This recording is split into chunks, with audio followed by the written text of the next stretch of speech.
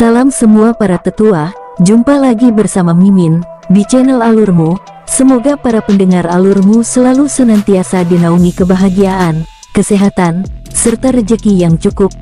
Oke, Mimin langsung lanjut ceritanya. Selamat mendengarkan dan hidupkan imajinasi para tetua. Cerita pun dimulai.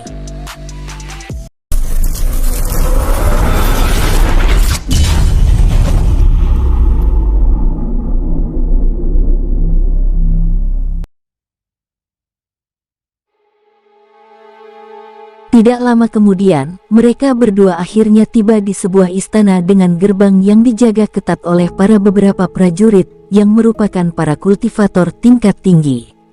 Pintu gerbang istana tiba-tiba terbuka. Aura spiritual yang begitu luar biasa menyapu tempat itu. "Mari," ucap Yan Xiaoer membawa King Ruo memasuki ruangan itu. Di dalam ruangan istana telah duduk beberapa para tetua yang sepertinya memiliki kedudukan tingkat tinggi yang merupakan para kultivator Dewa Langit tingkat puncak menatap kedatangan King Ruo dan Yan Xiaoer dengan tajam. "Jenderal Pilar Timur, apakah dia?" tanya seorang tetua menatap ke arah Yan Xiaoer dengan tajam. "Wakil pemimpin Duntang Ying, dia adalah King Ruo, Jenderal Pilar Barat," jawab Yan Xiaoer dengan tegas. Di kursi selatan, seorang pria tua menajamkan pandangan pada King Ruo dengan penuh selidik. "Perkenalkan dirimu dengan jelas, nama serta asalmu," ucap seorang tetua yang berada di kursi utama dalam ruangan tersebut. "Jenderal Pilar Barat, dia adalah pemimpin utama kita, Hua Dijiu," ucap Yan Xiaoer berbicara melalui telepati pada King Ruo. "Pemimpin utama Hua Dijiu, aku King Ruo. Ayahku berasal dari klan King, dan ibuku berasal dari klan Ling. Aku berasal dari kota Perak yang berada di wilayah barat benua teratai biru," ucap King Ruo memperkenalkan diri sambil menangkupkan tangannya dengan hormat. "Hahaha, ternyata kamu adalah penguasa dari barat yang terkenal itu. Bagus-bagus, aku telah mendengar reputasimu. Dengan bergabungnya dirimu dalam pasukan pelindung benua teratai biru, aku harap kamu dapat memberikan sesuatu yang baru pada pasukan kita yang saat ini menghadapi serangan dari benua teratai hitam," ucap Hua Dijiu dengan senang. Tiba-tiba tetua yang berada di kursi selatan berdiri dari kursinya dan menatap King Ruo dengan tajam. "Apakah ibumu berasal dari klan Ling?" tanya tetua itu dengan bibir bergetar. King Ruo yang berdiri di tengah ruangan itu menatap pria tua tersebut dengan penuh selidik. "Maaf Tuan, jika boleh aku tahu dengan siapa aku berbicara, dan mengapa Anda menanyakan hal yang demikian?" tanya King Ruo dengan penasaran. Pria tua tersebut lalu menghampiri King Ruo dan menatapnya dengan lekat. "Apakah kamu putra Ling Yun?" "Tuan, bagaimana Anda mengetahui nama ibuku?" tanya King Ruo penasaran. Tiba-tiba pria tua itu memeluknya dengan erat sambil meneteskan air matanya.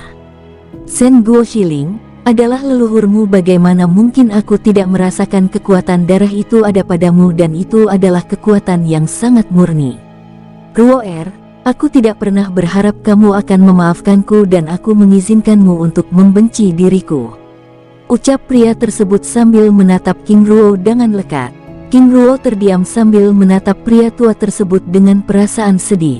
Dia tidak tahu mengapa hatinya tiba-tiba begitu teriris saat melihat wajah tua itu menangis di hadapannya. Dari tatapan matanya yang sedih itu, King Ruo dapat melihat kesedihan dan luka yang sangat dalam dari perasaannya. "Tuan, siapa Anda sebenarnya?" tanya King Ruo bingung dan ragu. "Ruoer," ucapnya lalu menunjukkan lencana giok biru dengan gambar cakram emas yang merupakan lencana pemimpin klan Ling. "Apakah Anda Ling Song?" Pria tua itu menganggukkan kepalanya dengan pelan. "Kakek," ucap King Ruo sambil berlutut lalu bersujud sebanyak 3 kali di hadapan pria tua tersebut. "Ruoer," balasnya sambil mengangkat tubuh King Ruo untuk berdiri. "Apakah kamu membenciku?" King Ruo menggelengkan kepalanya. "Aku tahu kakek telah melakukan kesalahan, bahkan telah membuat kedua orang tuaku menderita, tapi aku tidak ingin mengingat hal itu. Yang telah terjadi, biarlah berlalu," jawab King Ruo dengan tulus. Ling Zong menatap King Ruo dengan bahagia, bangga bahkan haru yang begitu membuncah dadanya. Dia tidak pernah menyangka bahwa putrinya Ling Yun telah melahirkan seorang putra yang begitu luar biasa, bahkan memiliki kekuatan darah Dewa Ling yang begitu luar biasa. Ruoer, dengan darah Dewa Ling yang begitu murni dalam tubuhmu, aku yakin masa kecilmu pasti begitu kesulitan untuk melatih kekuatan fisikmu. Ruoer, maafkan aku, ucapnya dengan sedih. Maksud kakek? Tanya King Ruo. Dewa Ling adalah dewa mantra formasi, sehingga latihan fisik berlawanan dengan kekuatan darah yang kamu miliki. Tetapi Ruoer, aku melihat ada darah lain yang begitu murni dalam tubuhmu, apakah kamu? Kakek benar, ada darah emas Dewa Luo padaku. Dan sesungguhnya aku adalah kultivator petir. Ling Zong terdiam beberapa saat lalu menatap King Ruo dengan mata berkilat. Ruoer, itu berarti kamu memiliki tipe tubuh Kaisar Langit, ucapnya melalui telepati. King Ruo mengangguk kecil, sambil tersenyum hangat. Ling Zong begitu bahagia. Hatinya begitu senang, dia bahkan hampir lupa dengan keberadaan para wakil pemimpin lainnya yang ada di dalam ruangan itu. Semua orang yang berada di dalam ruangan itu menatap pertemuan yang penuh haru itu dengan bangga. Mereka tidak pernah menyangka bahwa King Ruo yang merupakan Jenderal Pilar Barat tersebut merupakan cucu dari wakil pemimpin selatan. Wakil pemimpin Ling Zong, aku tidak pernah menyangka bahwa pemuda yang begitu ditakuti oleh orang-orang aliran hitam merupakan cucumu, ucap Lin Jiuhong yang tiba-tiba memasuki ruangan itu dan menangkupkan tangannya dengan hormat pada semua orang. Wakil pemimpin Lin Jiuhong, aku juga tidak pernah menyangka bahwa cucuku ternyata orang yang sangat luar biasa, ucapnya bangga. Semua orang yang ada di dalam ruangan itu saling bertegur sapa satu dengan yang lainnya. Baiklah, karena semua orang telah berkumpul, kita akan memulai pertemuan ini, ucap Hua Dijiu lalu meminta semua orang kembali pada kursinya. Di dalam ruangan itu, ada 5 wakil pemimpin yang masing-masing duduk pada kursinya ditemani para jenderal yang duduk di sisinya. Di kursi timur ada wakil pemimpin timur Yan Hongzi dan jenderalnya Yan Xiaoer. Wakil pemimpin barat Lin Jiuhong dan King Ruo. Wakil pemimpin utara Dun Tan Ying dan jenderal Shen Yangchu. Di kursi barat, duduk wakil pemimpin selatan Ling Zong dan jenderal Ling Jiangchen, wakil pemimpin wilayah tengah Wu Tusang, dan jenderal Wu Liuye. Di kursi utara yang merupakan kursi utama, duduk pemimpin utama Hua Dijiu. Prioritas utama kita saat ini adalah mencari cara menahan serangan yang terus dilancarkan. Pasukan bunga perang ini sepertinya memiliki banyak pasukan cadangan. Walaupun mereka belum mendekati wilayah perbatasan bagian dalam, tetapi kita telah kehilangan banyak prajurit. Yan Xiaoer, berikan laporanmu bagaimana perkembangan pasukan saat ini. Pemimpin utama Hua Dijiu, saat ini kita telah kehilangan Jenderal Lin Song Yun dan Tang Yin, 7 komandan, dan 8.700 prajurit. King Ruo begitu terkejut. Dari penjelasan Yan Xiaoer, dia akhirnya mengetahui bahwa dia dan Jenderal Shen Yangchu dari utara merupakan pengganti 2 jenderal yang terbunuh sebelumnya. Aku ingin pendapat kalian bagaimana cara menghadapi pertempuran ini, karena kita tidak mungkin akan mampu terus-menerus bertempur, apalagi menghadapi mereka yang memiliki pasukan yang lebih banyak, ucap Hua Dijiu tegas. Semua orang yang ada di dalam ruangan itu terdiam dengan pikirannya masing-masing. Pemimpin Hua Dijiu, mengapa kita tidak merekrut para kultivator tingkat tinggi yang ada di benua teratai biru untuk membantu kita dalam pertempuran ini, ucap King Ruo tiba-tiba. Hua Dijiu dan yang lainnya yang ada di dalam ruangan itu menggelengkan kepala. Jenderal Pilar Barat, mereka yang dapat terlibat dan bertarung di wilayah perbatasan dan wilayah kabut biru adalah mereka yang telah ditandai. Jika tidak itu sama saja kita akan membunuh mereka, karena setinggi apapun kultivasinya, mereka tidak akan mampu bertahan, jawab Hua Dijiu menjelaskan. Jika demikian, mengapa kita tidak menandai mereka? Tanya King Ruo semakin bingung dengan penjelasan tersebut. Kita dapat menandai banyak orang dengan tombak pilar emas teratai biru, tetapi serpihan kelopak bunga teratai biru yang menjadi inti kekuatan kita hanya dapat menghasilkan pasukan paling banyak 500 prajurit dalam masa 100 tahun. Selain itu, Serpihan kelopak bunga itu hanya muncul satu kali dalam 100 tahun, ucap Wutu sang wakil pemimpin wilayah tengah menjelaskan. King Ruo terdiam. Dia tidak pernah menyangka bahwa merekrut pasukan pelindung benua teratai biru ternyata sangat sulit, karena dibutuhkan serpihan kelopak bunga teratai biru untuk menandai tubuh mereka.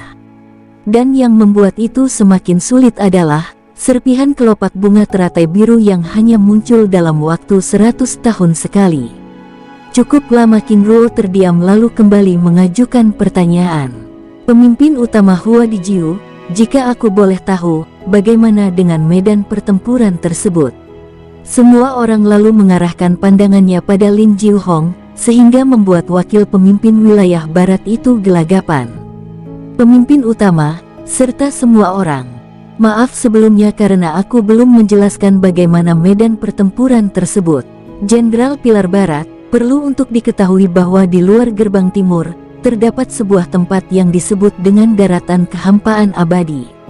Tempat yang begitu ekstrim dengan berbagai jenis kekuatan yang saling beradu dan bertabrakan, bahkan tempat tersebut tidak ubahnya seperti badai ruang dan waktu di mana benda asing terus-menerus bergerak ke berbagai arah dan merusak apa saja yang ada di hadapannya. Walaupun demikian, kita yang telah ditandai sebagai pelindung benua memiliki kekuatan khusus yang dapat membuat kita berada di tempat itu, walaupun terbatas. Apakah daratan kehampaan abadi itu cincin yang melingkari benua teratai biru? Lin Jiuhong dengan pelan menganggukkan kepalanya.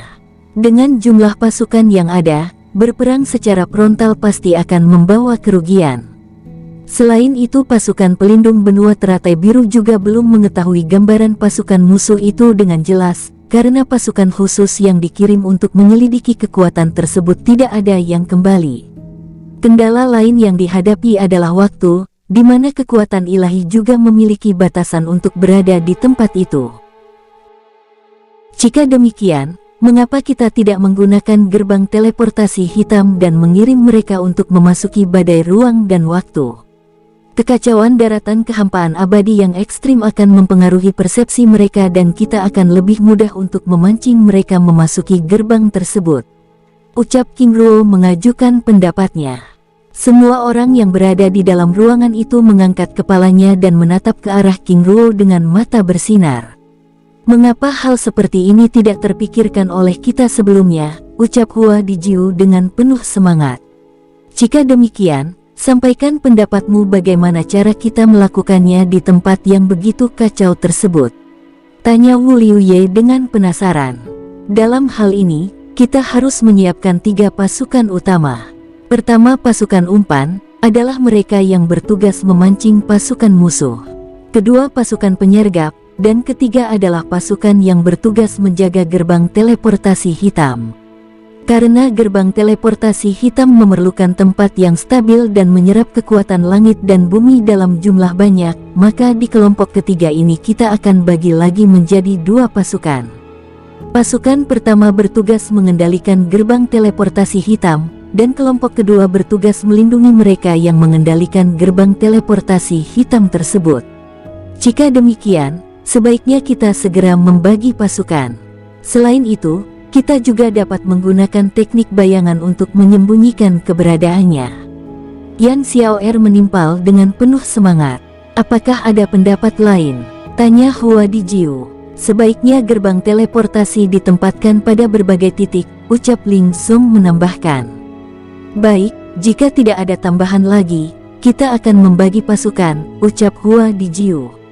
Semua orang di dalam ruangan itu lalu mulai mengatur strategi dan membagi pasukan.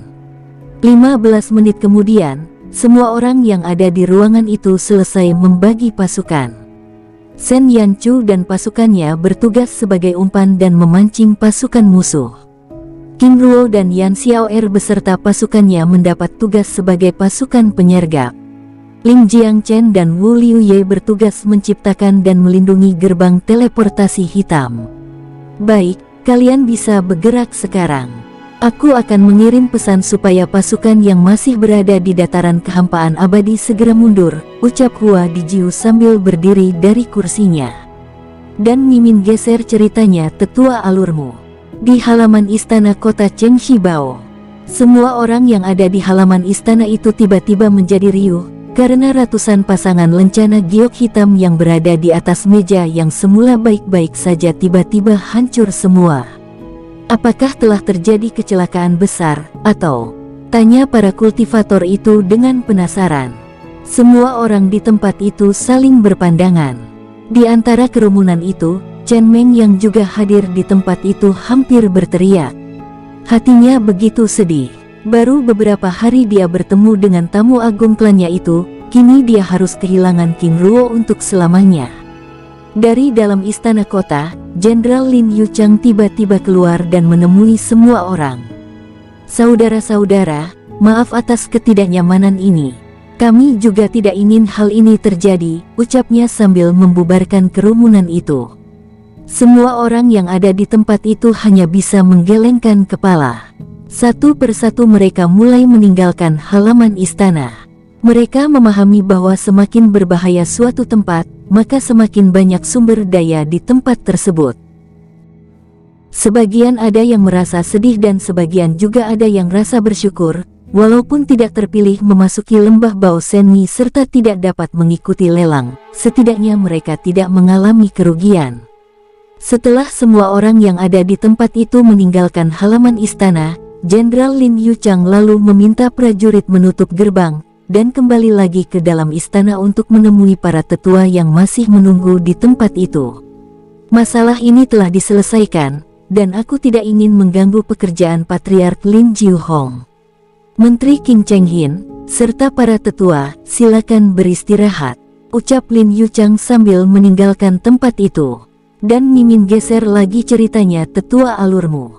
Di gerbang timur perbatasan benua teratai biru, King Ruo dan Yan Xiaoer beserta 7.000 pasukannya mendekati gerbang timur.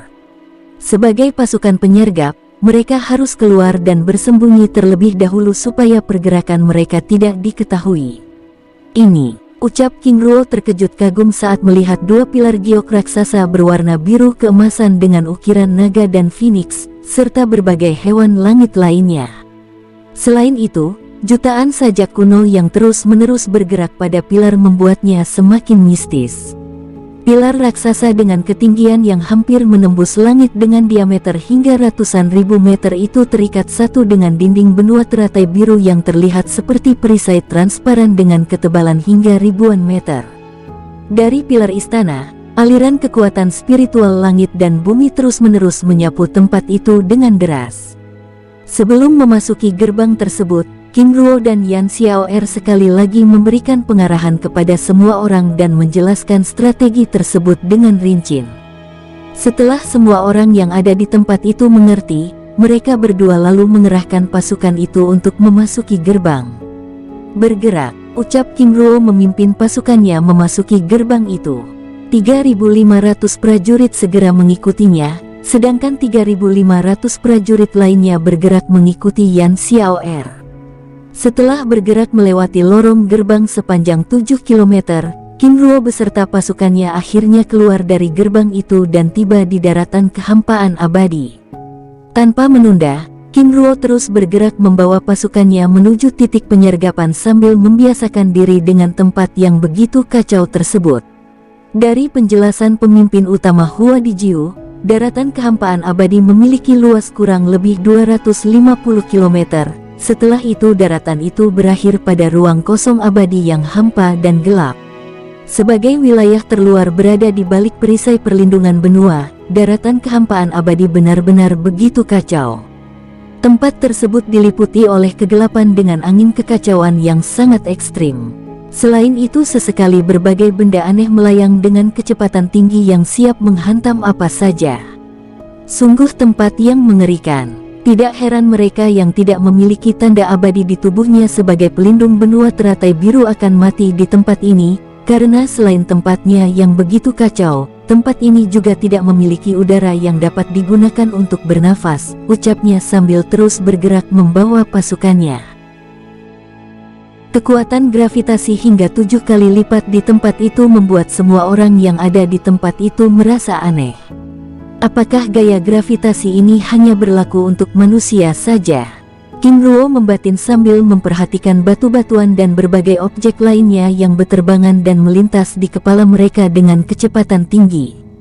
1 jam kemudian, mereka akhirnya tiba di sebuah rantai pegunungan batu hitam licin yang hampir menyerupai giok hitam. Kita akan berjaga di tempat ini, ucap King Ruo sambil menunggu musuh datang. King Ruo juga meminta mereka untuk memulihkan diri. 15 menit setelah King Ruo beserta pasukannya berada di tempat itu, Jenderal Sen Yanchu dan pasukannya yang bertugas sebagai pasukan pemancing melintasi tempat tersebut. 100 meter dari tempat persembunyian mereka, Jenderal Ling Jianchen beserta pasukannya juga sedang menyiapkan gerbang teleportasi hitam. Di dalam dunia jiwa King Ruo, King Ling, Husan dan yang lainnya sedang berada di depan aula cermin jiwa berusaha untuk memperhatikan semua yang terjadi di dunia luar, tetapi mereka begitu bingung dan heran karena hanya melihat kegelapan. Husan, apakah kamu tahu situasi yang terjadi di luar sana? Tanya King Ling penasaran. Nyonya, aku juga tidak tahu, yang pasti saat ini kita berada di tempat yang begitu ekstrim, jawab Husan sambil terus memperhatikan gambaran kecil yang ditampilkan oleh cermin jiwa pada mereka.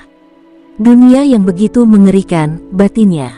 Selama ini, sepanjang pengetahuannya, Husan tidak pernah menemukan tempat yang seperti itu.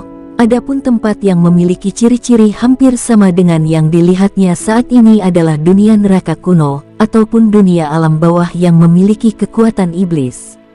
Saat ini yang dapat kita lakukan adalah bersabar dan terus memperhatikan apa yang terjadi di dunia luar, karena aku rasa penguasa pasti memiliki alasan yang jelas.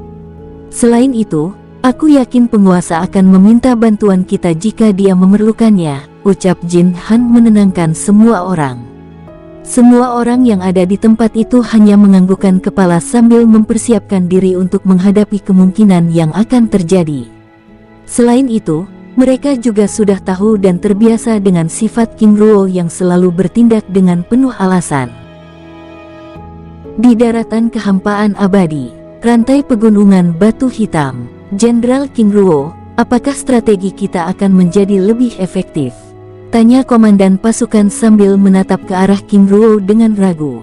Komandan Ye Ji-yun, apa pendapatmu mengenai hal ini? Serta apa solusi terbaik yang akan kita lakukan untuk menghadapi pasukan yang begitu banyak ini?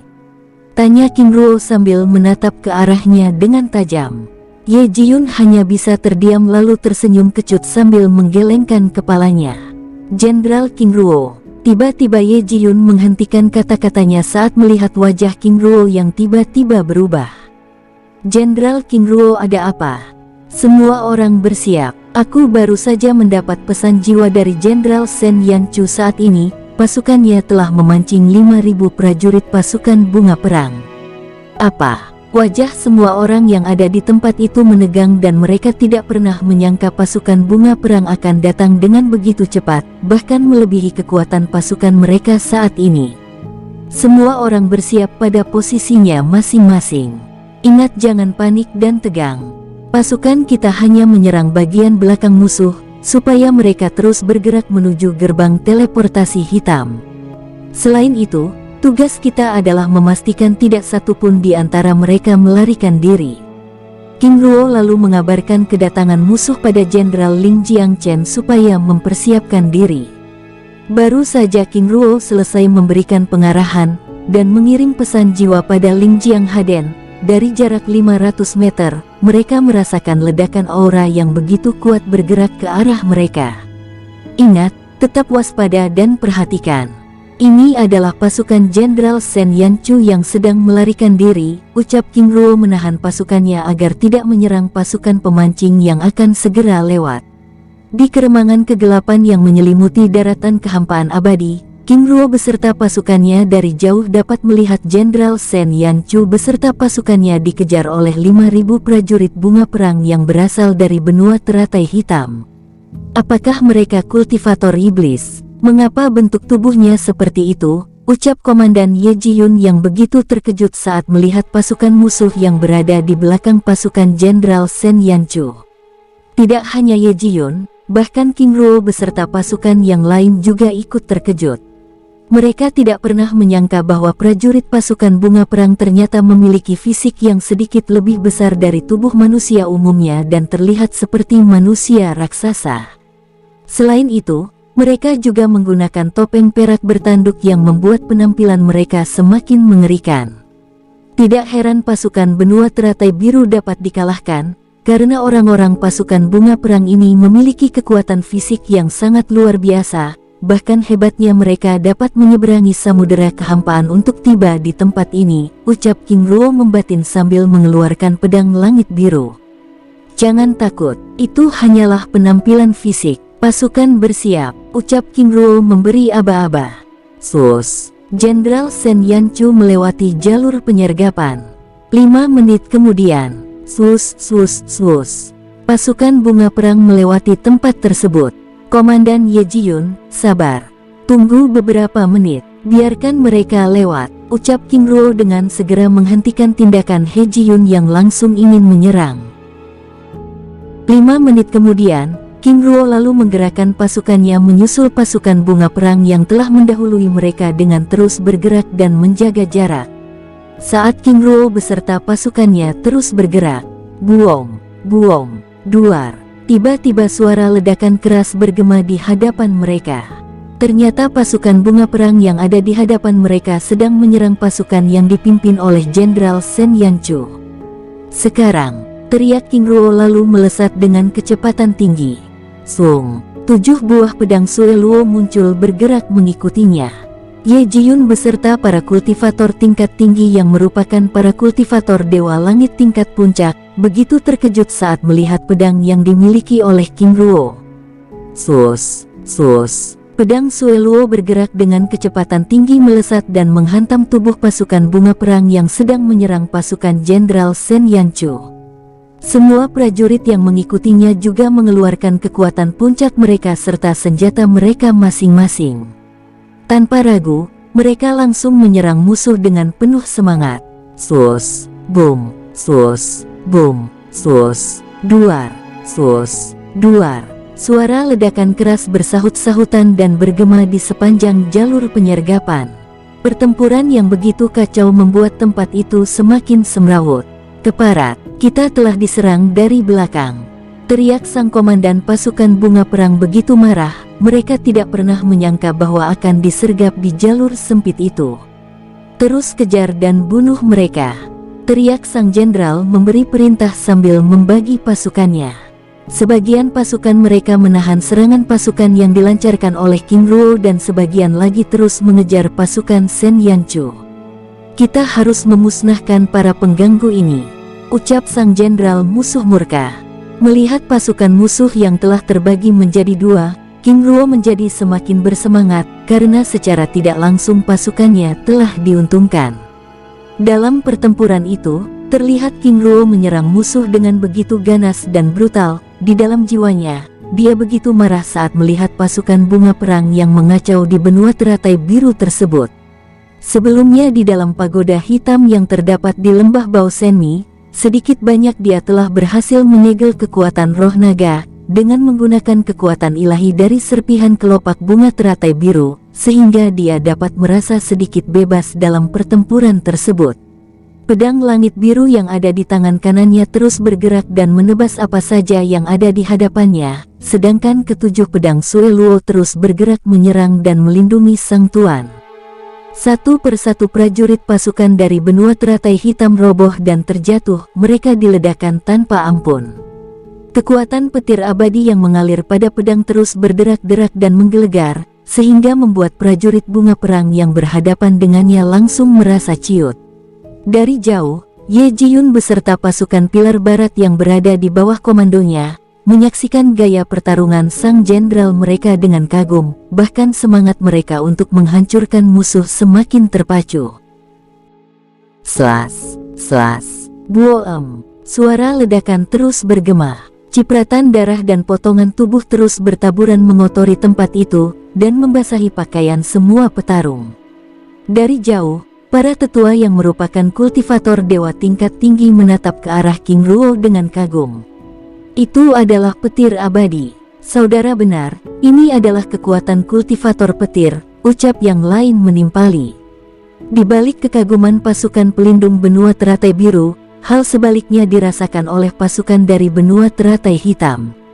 Sang komandan pasukan yang sebelumnya pernah menyerang pasukan pelindung benua teratai biru beberapa kali begitu terkejut. Dia tidak pernah menyangka bahwa akan muncul seorang jenderal baru dengan kekuatan yang luar biasa bangsatnya. Sangat mengerikan. Kemana saja dia sebelumnya? Jika dari awal aku mengetahui ada seorang kultivator tingkat rendah dengan kekuatan tinggi seperti ini, mungkin aku harus membawa para jenderal utama untuk membunuhnya, ucap sang komandan membatin. Duar, ledakan keras mengejutkannya. Komandan, apakah Anda tidak melihat kekuatan yang dimiliki pemuda itu? Menurutku, dia bukan berasal dari benua teratai biru, ucap seorang prajurit sambil menahan serangan yang dilancarkan oleh pasukan dari benua teratai biru yang terus mendorong mereka untuk mundur. Aku rasa demikian. Besar kemungkinan, dia berasal dari daratan ilahi, atau sejenisnya, jawab sang komandan seadanya sambil melancarkan serangan. Saat sang komandan beserta pasukannya yang sedang menahan serangan pasukan King Ruo, tiba-tiba dikejutkan dengan teriakan dari arah belakang. Ini jebakan, segera pergi dan tinggalkan tempat ini. Sang jenderal muncul di sisi sang komandan dengan panik. Jenderal, ada apa? Tanya sang komandan kebingungan. Wilayah ini adalah jebakan, beberapa meter di depan kita ternyata ada gerbang teleportasi hitam dan mereka dengan sengaja mendorong kita untuk masuk ke tempat itu. Apa? Semua prajurit pasukan bunga perang yang ada di tempat itu begitu terkejut. Jenderal, itu berarti, komandan benar, ribuan prajurit lainnya telah terjebak dan memasuki gerbang teleportasi hitam.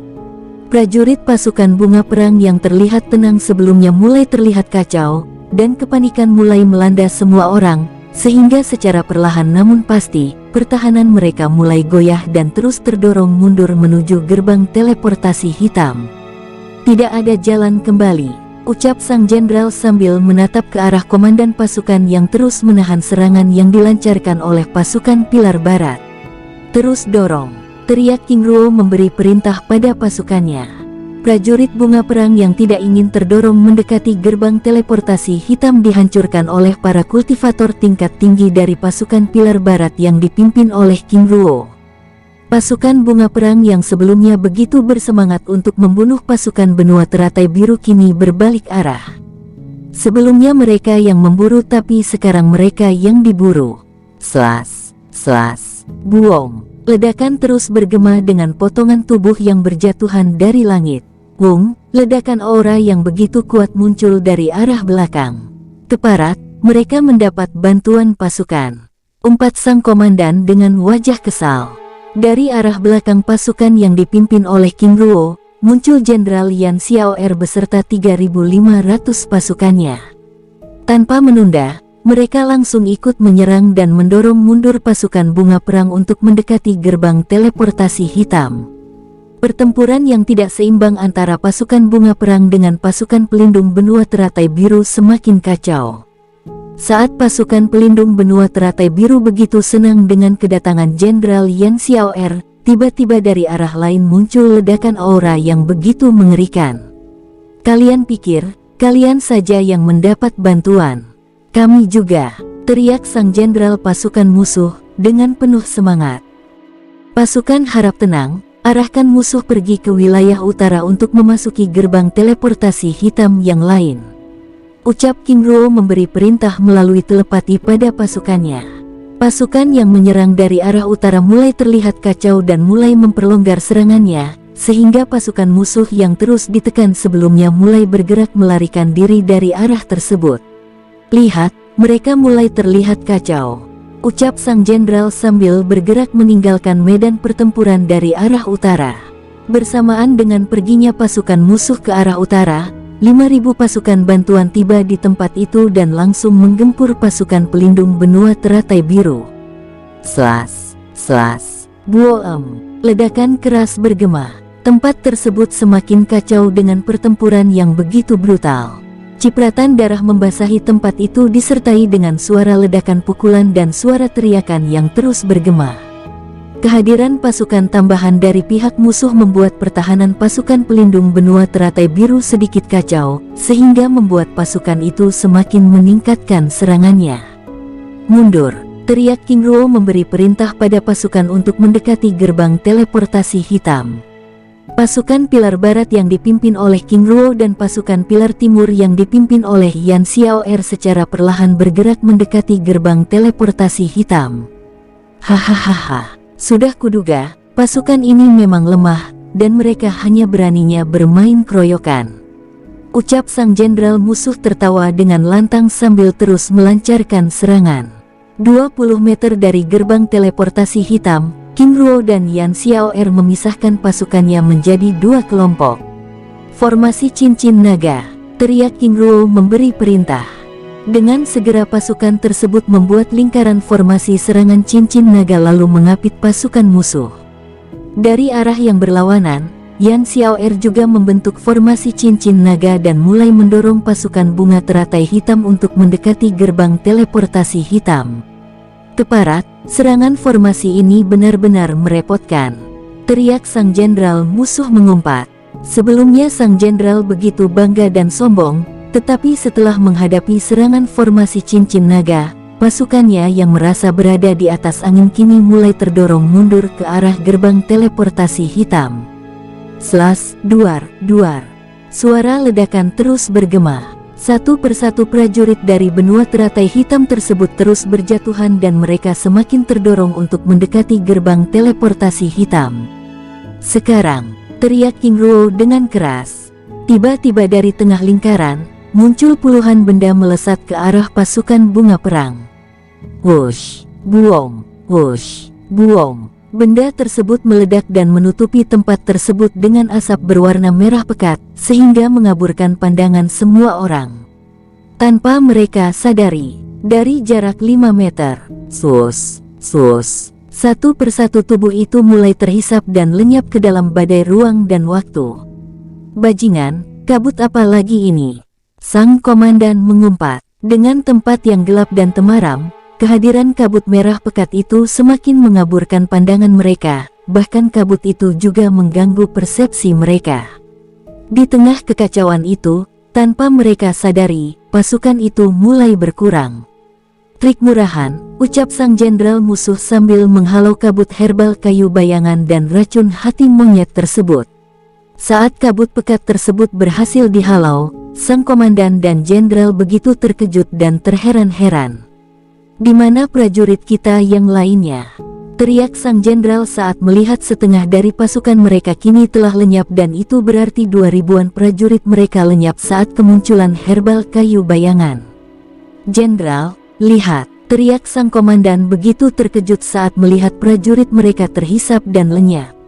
"Teparat, itu adalah gerbang teleportasi hitam, mundur!" teriaknya dengan panik. Saat mereka hendak meninggalkan tempat tersebut, dari arah yang berlawanan, Shen Yanchu beserta pasukannya yang sebelumnya menjadi umpan, tiba-tiba muncul dan mengepung pasukan musuh yang tersisa. "Serang!" teriak King Ruo dan Yan Xiaoer dari arah yang berlawanan secara bersamaan. Di balik topeng perak yang digunakan, wajah sang jenderal dan komandan pasukan bunga perang itu berubah pucat pasi.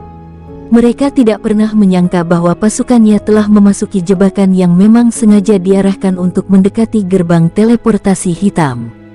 Semangat pertempuran pasukan bunga perang yang tersisa melemah, bahkan pertahanan mereka semakin goyah, sehingga membuat mereka semakin terdorong mendekati gerbang teleportasi hitam. "Kita tidak memilih pilihan, membunuh atau terbunuh," ucap sang jenderal dan komandan pasukan bunga perang, sambil melakukan serangan yang membabi buta.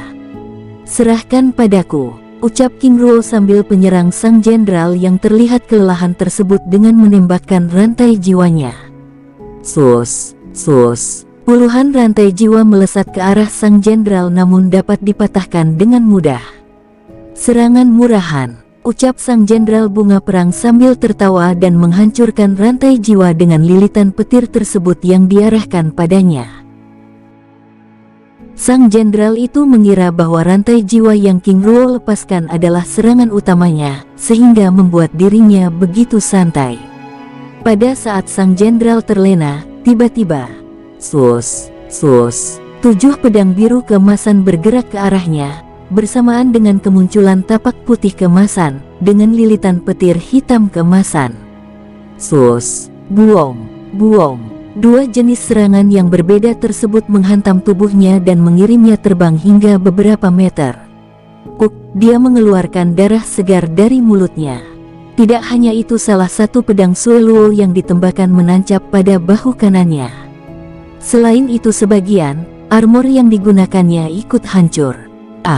Ucapnya kesakitan sambil berusaha untuk bangkit berdiri, tetapi belum sempat dia bergerak. Tus, beberapa bola kecil menghantam tubuhnya.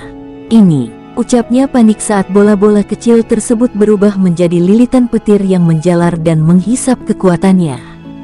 Racun roh akar jiwa, ucapnya sambil menatap ke arah Qingruo yang bergerak menghampirinya. Keparat, kau benar-benar licik, teriaknya marah. Aku tidak licik, tapi cerdik dan perlu diketahui bahwa kamu adalah orang bodoh yang begitu mudah ditipu. Ucap Qingruo sambil melempar rantai jiwa dan melilit tubuh sang jenderal. Kau, ucapnya hendak berdiri dan menyerang dengan sisa kekuatan yang dimilikinya. Sekarang kau bukan lawanku, ucap Qingruo dengan santai.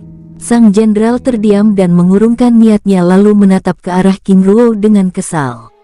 Siapa kamu sebenarnya, dan mengapa aku sebelumnya tidak pernah bertemu denganmu?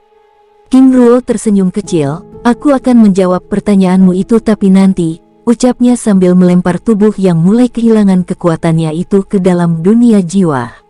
Dari jauh Ye Jiyun dan pasukan Pilar Barat dapat menyaksikan pertempuran antara Qingruo dan sang jenderal.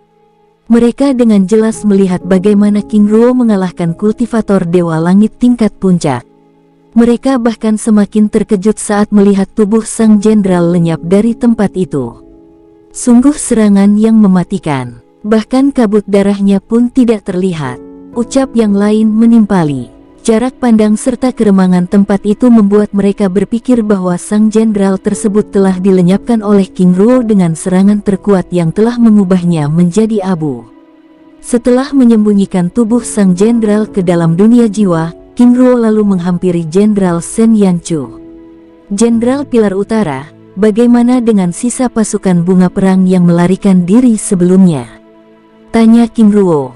Jenderal Pilar Barat, semuanya telah berhasil kami arahkan memasuki gerbang teleportasi hitam, jawab Sen Yanchu sambil tersenyum senang. Hahaha. Akhirnya kita dapat mengurangi jumlah mereka, ucap Yan Xiaoer menimpali sambil mendekati Qingruo dan Sen Yanchu. Di hadapan mereka kini tersisa beberapa ratus prajurit bunga perang yang terlibat dalam pertarungan yang membabi buta. Jangan sisakan, ucap Qingruo lantang memberi perintah pada pasukan untuk membunuh pasukan musuh yang tersisa secepat mungkin. Beberapa menit kemudian, tempat tersebut benar-benar kini menjadi sunyi. Ini adalah kemenangan pertama, di mana kita dapat menumpas 10.000 pasukan mereka dalam satu serangan, ucap Yan Xiaoer dengan senang. Sebaiknya kita kembali ke posisi kita masing-masing sambil menunggu perintah pergantian pasukan. Tetapi kita juga harus bersiap-siap. Aku yakin mereka tidak akan berdiam diri dengan kehilangan 10.000 pasukan yang telah mereka kirim ini, ucap Qingruo. Baik, jawab Yan Xiaoer dan Si Yanchu bersamaan sambil bergerak meninggalkan tempat itu beserta pasukannya yang tersisa. Qingruo bergerak beserta 2.700 pasukannya kembali ke rantai pegunungan batu hitam. Dengan sisa pasukan yang dimiliki, itu berarti dia telah kehilangan 800 kultivator lainnya. Di tempat itu, mereka lalu menciptakan mantra formasi perlindungan tingkat tinggi untuk beristirahat dan memulihkan diri. Jenderal, ucap Ye Jiyun sambil menghampiri Qingruo yang sedang memulihkan kekuatannya. Ye Jiyun, ada apa? Tanya Qingruo sambil membuka matanya dan menatap ke arah sang komandan dengan penasaran. Jenderal, ini, ucapnya sambil menyerahkan cincin penyimpanan yang berisi ribuan kristal jiwa. Qingruo tersenyum kecil sambil menatap wajah khawatir yang ada di hadapannya lalu menggelengkan kepalanya. Ye Jiyun, gunakanlah. Aku tidak membutuhkannya. ucap King Ruo sambil menyerahkan cincin penyimpanan pada Ye Jiyun. Bagikan pada semua orang, ucapnya. Ye Jiyun terlihat ragu lalu meraih cincin penyimpangan yang diberikan oleh King Ruo.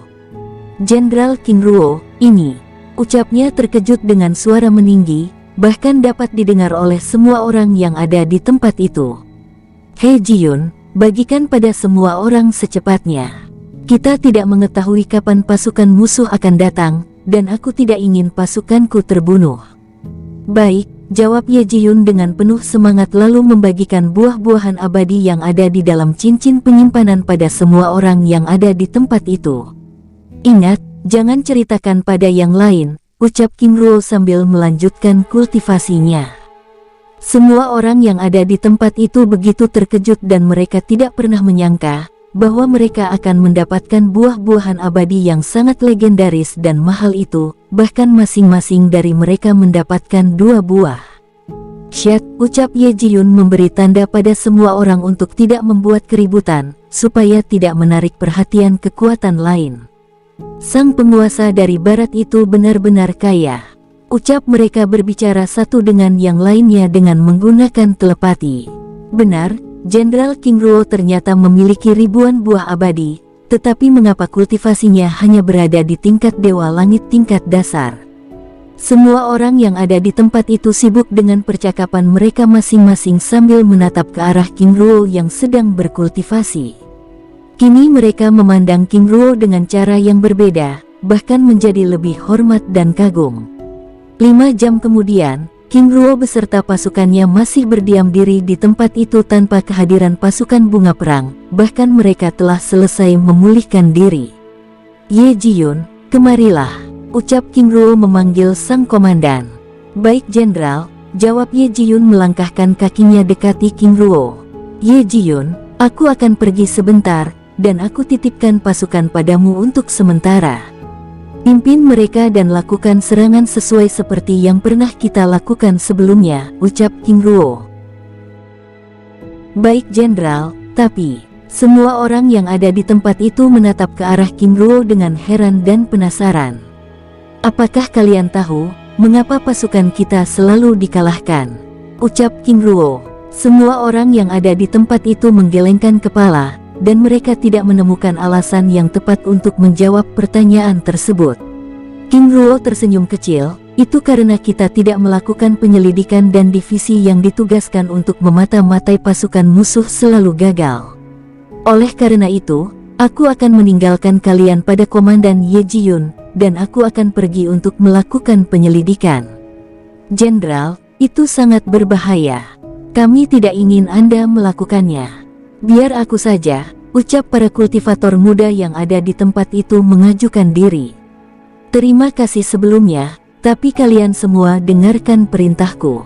Aku akan pergi, sambil menunggu pergantian pasukan, lakukan semua apa yang diperintahkan oleh Komandan Ye Jiyun. Aku akan segera kembali, ucap King Ruo lalu meninggalkan tempat itu.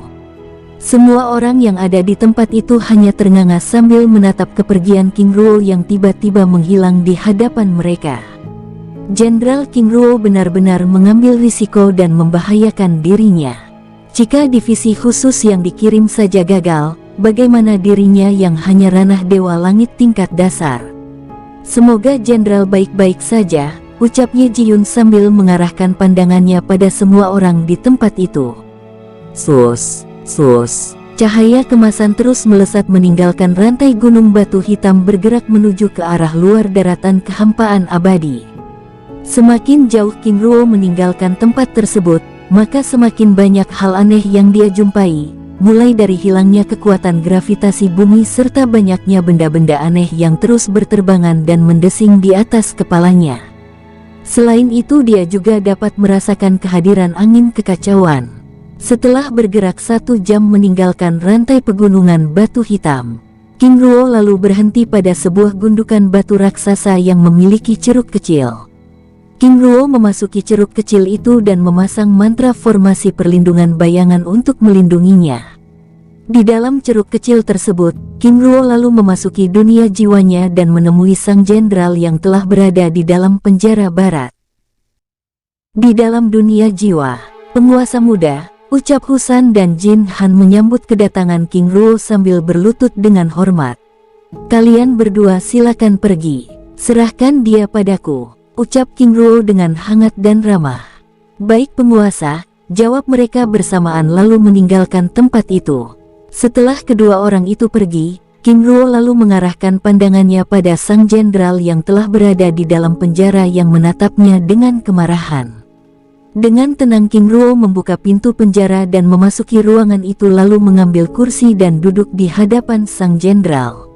Sus, pedang Sueluo yang masih tertancap di bahunya tertarik dan lenyap. Kau bajingan dari daratan ilahi, mengapa ikut campur dalam perang ini? Ucap sang jenderal dengan nada dingin. King Ruo menggelengkan kepalanya sambil menatap ke arah jenderal tersebut dengan menyeringai. Jenderal, aku tidak akan terpancing dengan kata-katamu, ucapnya tiba-tiba menarik topeng perak yang digunakan oleh sang jenderal dengan paksa. Keparat, bunuh aku, teriaknya. Jenderal, aku yakin kamu ingin bunuh diri sebelumnya, tapi di dunia jiwa ini semuanya perlu izin dariku. Jika kamu benar-benar menginginkannya maka aku akan melakukannya, tapi itu dengan caraku. King Ruo lalu mengeluarkan bongkahan batu kristal yang dia ambil di pagoda merah yang ada di Gunung Mai sebelumnya. Sumber daya langka yang merupakan milik kerajaan Liang itu kini berada di tangannya. Semut api abadi, ucap sang jenderal mulai ketakutan. Oh ternyata Anda ketakutan, tapi sebelumnya Anda meminta kematian. Saat aku ingin memberikannya, lalu mengapa begitu ketakutan? Ucap King Ruo dengan senyuman mengejek.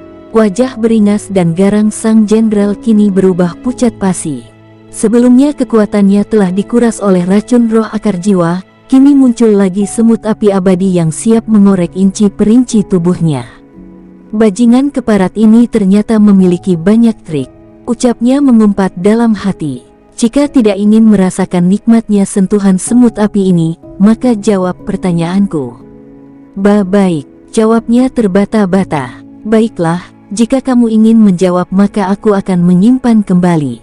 King Ruo merasa senang karena benda tersebut dapat berguna. Sebenarnya King Ruo juga masih belum bisa mengendalikan semut api abadi tersebut. Dengan tenang King Ruo mulai mengajukan satu persatu pertanyaan mengenai kekuatan, identitas, serta letak tempat persembunyian markas pasukan bunga perang yang berada di daratan kehampaan abadi. Dengan tenang dan perlahan sang jenderal yang ternyata bernama Heiming Sang tersebut menjawab pertanyaan King Ruo dan menjelaskannya dengan rinci. King Ruo terdiam sambil memikirkan cara menghancurkan pasukan tersebut. Dari informasi yang diperoleh dari Heiming Sang, pasukan bunga perak ternyata dipimpin Nen Zitai, yang merupakan pangeran kerajaan Heiyin, yang sangat berambisi ingin menaklukkan 3 benua. Dengan statusnya sebagai seorang putra mahkota, dia telah menggelontorkan begitu banyak sumber daya, untuk membawa 50.000 pasukannya melewati samudera kehampaan hingga tiba di benua teratai biru. Selain itu, King Ruo juga mengetahui alasan penyerangan ke benua teratai biru tersebut adalah untuk mencari sumber daya. Jika aku boleh tahu mengapa Nen Zitai harus jauh-jauh mencari sumber daya? Apakah benua teratai hitam telah kehabisan sumber daya? Tanya King Ruo. Tuan, bukan itu masalahnya. Kedatangan pangeran, itu karena dia ingin mencari cincin giok hijau penguasa agung Lan Lianhua, jawab sang jenderal. Duk, jantung King Ruo berdetak dengan cepat. Dia tidak pernah menyangka bahwa orang-orang dari benua teratai hitam telah mengetahui kejatuhan penguasa agung Lan Lianhua. Jika orang-orang dari benua teratai hitam telah mengetahui kejatuhan penguasa agung Lan Lianhua, lalu bagaimana dengan orang-orang dari benua teratai merah? King Ruo membatin sambil mengarahkan pandangannya pada Heiming Sang yang terlihat begitu ketakutan. Benua teratai biru kini benar-benar terancam. Sebelumnya, benua biru telah mendapatkan serangan dari orang-orang yang berasal dari daratan ilahi. Lalu kini datang lagi pasukan dari benua teratai hitam. Semoga saja mereka yang berasal dari benua teratai merah tidak menginginkan benda tersebut, ucap King Ruo sambil meninggalkan Heiming Sang untuk melanjutkan perjalanannya. Mimin geser ceritanya, tetua alurmu. 100 km dari gerbang timur. Berdiri sebuah benteng kecil dengan perlindungan artefak tingkat tinggi serta diliputi dengan ratusan lapis mantra formasi tingkat tinggi, dan sebuah sinar keemasan terus bergerak menuju tempat tersebut. Sus, King Ruo muncul di depan gerbang. Jenderal He Mingsang, apa yang terjadi, dan di mana pasukan yang lainnya? Tanya beberapa pasukan dan komandan yang sedang berjaga di depan pintu gerbang benteng kecil tersebut. King Ruo yang menyamar sebagai He Mingsang menggelengkan kepalanya. Semuanya telah terbunuh, bahkan Jenderal Lao Lao dan seluruh pasukannya juga telah tewas. Apa? Semua orang begitu terkejut, bahkan mereka hampir tidak mempercayai laporan yang baru saja mereka dengar. Itu berarti 10.000 pasukan yang telah dikirim oleh sang pemimpin semuanya telah terbunuh. Ucap yang lain menimpali. Jenderal He Mingsang, mari. Ucap salah satu komandan segera membawanya masuk ke dalam benteng. King Ruo dan para komandan dan jenderal yang berada di depan pintu gerbang benteng sebelumnya lalu masuk ke dalam benteng. Memasuki benteng, para komandan dan jenderal itu lalu melepaskan topengnya. Aura kehidupan yang luar biasa, pantas mereka dapat bertahan di tempat ini, ucap King Ruo membatin sambil mengikuti para jenderal ke dalam istana. Saat memasuki ruangan, aura spiritual yang tenang dan nyaman menerpa semua orang semakin kentara. Di dalam ruangan itu terdapat sebuah kursi yang diduduki oleh seorang pemuda dengan wajah yang sangat beringas. Yang mulia pangeran, ucap semua orang lalu berlutut. Sang pemuda lalu berdiri dari kursinya dan menatap ke arah King Ruo yang tidak berlutut padanya. He Mingsang, ucapnya sambil memincingkan matanya dengan tajam. Yang mulia pangeran, maaf saat ini hamba tidak dapat berlutut, karena saat ini kedua kaki hamba sedang terluka, ucap King Ruo. Sang pemuda itu hanya menggelengkan kepalanya, lalu meminta seorang prajurit membawakan kursi dan meminta He Mingsang untuk duduk. Laporkan pekerjaanmu. Baik pangeran, jawab King Ruo dengan hormat. Dengan tenang King Ruo lalu mulai menceritakan pekerjaannya. Yang mulia pangeran, semua pasukan yang telah Anda kirim, semuanya telah tewas, bahkan Jenderal Lao Lao beserta pasukannya juga telah tewas. Apa? Ucap sang pemuda kaget sambil berdiri dari kursinya. Sang pemuda itu begitu terkejut. Dia tidak pernah menyangka bahwa 10.000 pasukan yang telah dia kirim sebelumnya telah ditewaskan. Bangsat, bagaimana mungkin, sebelumnya pasukan teratai biru begitu lemah, lalu kenapa pasukan kita bisa dibantai? He Mingsang, jelaskan padaku bagaimana kalian bisa dikalahkan, ucapnya dengan sangat marah. King Ruo terdiam beberapa saat lalu menatap ke arah sang pemuda itu. Pangeran Nenzitai, seluruh tempat yang mendekati gerbang itu telah dipasang dengan berbagai jebakan. Selain itu, mereka juga menyiapkan pasukan khusus dalam jumlah yang banyak untuk menyergap kita, jelas King Ruo. Dasar tolong, mengapa kalian bisa tertipu dan tidak mengetahui bahwa di depan kalian ada jebakan? King Ruo sekali lagi terdiam. Pangeran, kami benar-benar tidak mengerti bagaimana mereka bisa menempatkan jebakan di tempat itu. Dan yang membuat kami bingung adalah bagaimana bisa tiba-tiba pasukan mereka meningkat menjadi 3 kali lipat. He Mingsang, lalu bagaimana bisa kamu melarikan diri, sedangkan pasukanmu terbunuh? Apakah kamu tidak menipuku? Pangeran, hamba tidak berani, ucap King Ruo pura-pura ketakutan. Yang mulia pangeran, aku tidak berbohong, apalagi menjadikan hal ini sebagai candaan. Aku bisa selamat dan melarikan diri karena terlempar oleh pukulan yang begitu luar biasa, sehingga aku dapat melarikan diri. Jika pangeran tidak percaya, silakan kirim jenderal atau komandan yang lain untuk menyelidiki, dan aku akan menunggu hasilnya di sini. Nenzitai menatap King Ruo dengan tajam sambil memperhatikan sebagian armor yang telah hancur di tubuhnya. Aku akan melakukan penyelidikan. He Mingsang, pergi dan pulihkan diri, ucapnya tegas. Tapi pangeran, He Mingsang, ada apa lagi? Sebaiknya hindari jalur utama, karena... Sudahlah, kamu tidak perlu mengajariku, kamu sudah gagal, seharusnya kamu tahu diri, pergi. Setelah He Mingsang pergi, Nenzitai lalu melanjutkan pembicaraannya dan mengumpulkan semua orang. Bruak, piar. Gelas yang ada di tangannya hancur. Mereka telah menghancurkan pasukanku, maka kali ini aku yang akan menghancurkan pasukannya. Aku tidak peduli bagaimana caranya. Dalam serangan kali ini, kita harus bisa memasuki gerbang itu. Jenderal Nentang Liu pimpin 5.000 pasukan untuk melakukan penyelidikan dan cari jalan untuk mendekati gerbang.